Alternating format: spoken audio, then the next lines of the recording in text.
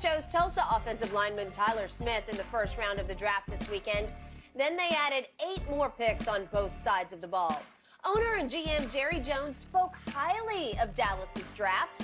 Jerry said, "This is the best I've ever seen us work in the draft room." He added he believes his team improved, quote, "as much as we improved our team last year in the draft." Now, that is interesting because some national experts do not agree, Shannon. Both Mel Kiper and USA Today graded Dallas as the second to worst ranked draft of the weekend. So what grade would you give the Cowboys draft today? A D. Oh, thank you. I thought you were going to go F. I started to, but I stopped my alphabet's not work very good, Skip. That was a terrible draft. Hold on. I thought they said Mike McCarthy was going to be heavily involved. Is he responsible for this bull jive, Skip? Oh, Mike McCarthy, he's going to be as involved as he's ever been in the draft process, and I'm looking forward to it. I sure hope you're not responsible for this bull jive, Mike McCarthy. Yeah. Skip, this was awful. If you're going to take an offensive lineman, take the offensive lineman out of Iowa, Tyler Linderbaum. Skip, they have not been able to run the football since Travis Frederick retired. They were strong up the middle. You look at teams that can run the football, they're strong up the middle. Cowboys haven't been able to run the football since. Jerry says he wants guys that are available. Most of these guys, Jerry, are a year or two away. They're not going to be available for you this year. You got guys that are projects. And he talking about, he want guys that are... Skip, he took a guy that had spinal fusion surgery. He did. He's not going to be available anytime soon, I don't think. Clark, 5th rounder out of LSU. I have seen him make plays before, but there's no way he's available next year.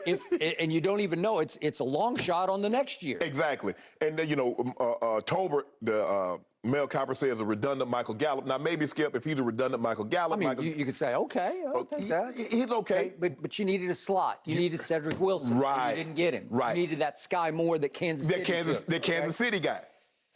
But, this is Jared. Skip, he said the draft was going to be unconventional. And I think it was very unconventional. That doesn't mean it's a good thing. Just because you do things unorthodox or unconventional doesn't mean it's going to turn out in your favor. Yeah. As good a draft as you've ever had. What? Come on, Skip. Look, outside, if you think about it, Skip, outside of the linebacker they took last year, Skip, I mean, look at the second and third. Look at the rest of the guys. They were just guys. Now, you gloss over that because the defensive rookie of the year was in this draft class. That's and everybody's going crazy about Micah Parsons. But if you go over there and start looking back down, look at that second round pick, how'd that work out for him? He right now, the police like, oh, bro, we need to talk to you some more. We're not done with this just yet. The second, the third, the fourth, down. They're not planning out, Jerry. So, Skip, this was an awful draft. I just thought the Cowboys reached for a lot of players that probably could have been guys that they got in the second round, Skip, they could have gotten the third or the fourth. Guys they got in the fourth round could have gotten probably the fifth or the sixth. Yep. The Cowboys reached for a player, but I just don't I don't see how this draft and free agency helped the Cowboys get better. Skip, if you look at what the Eagles, I'm not saying the Eagles are going to overtake them. The Eagles drafted well. You get Nakobe Dean in the third round. You get Jordan Davis. I mean, the big D tackle from the University of Georgia. Yeah, Jordan Davis. Yeah. You make the trade for A.J. Brown. Yep. The Giants get 2 top 10 players. Yep. You get Thibodeau and you get Evan Neal. Yep.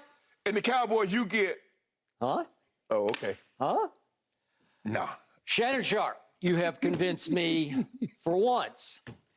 I do pride myself, as I always tell you, in being an objective Cowboy fan, sometimes overly, harshly objective. As you know, when they lose, I go crazy. Yes, you take it hard. Because it's my team that let me down. How dare them do that to me? That's my reaction. I had written down on this page right here that I was going to give them a C.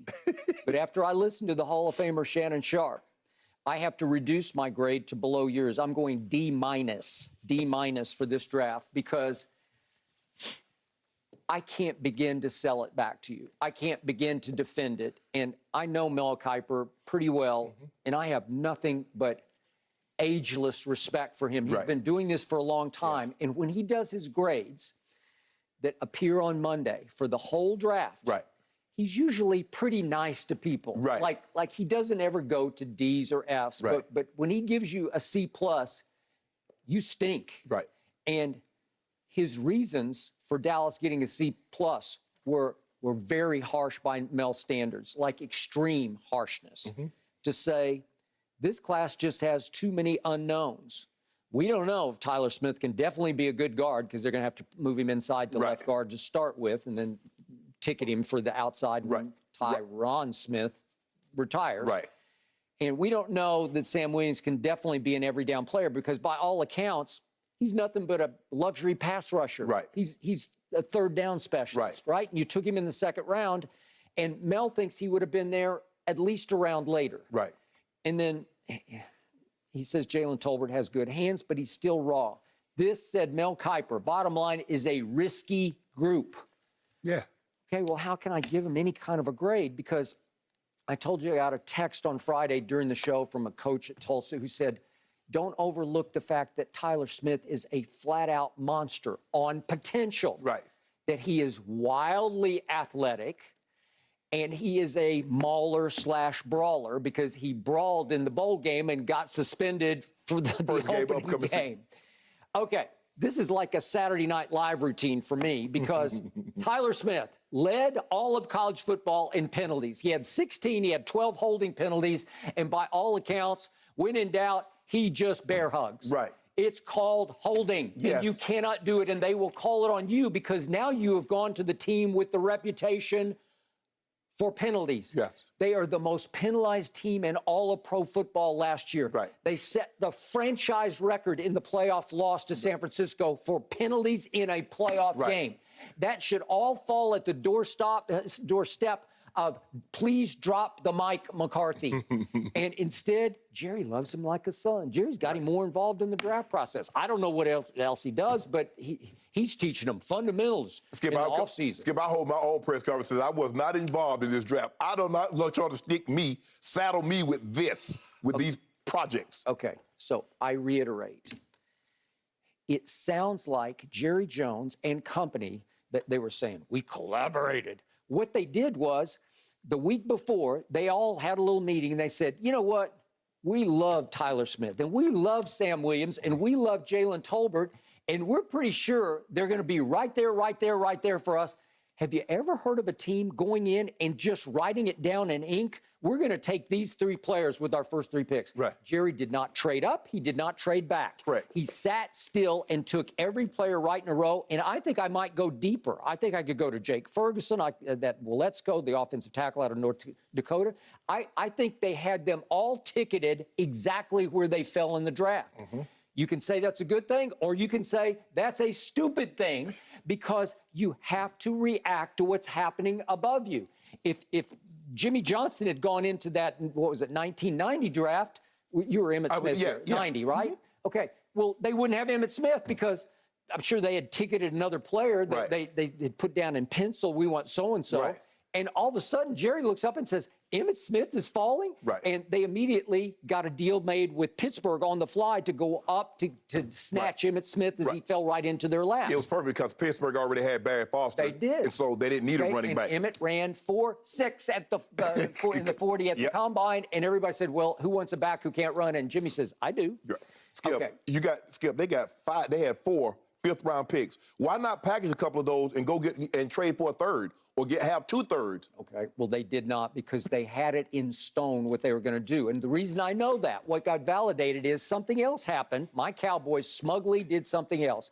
They allowed Dak Prescott to call potential draftees ahead of the draft, not after we took them. Right.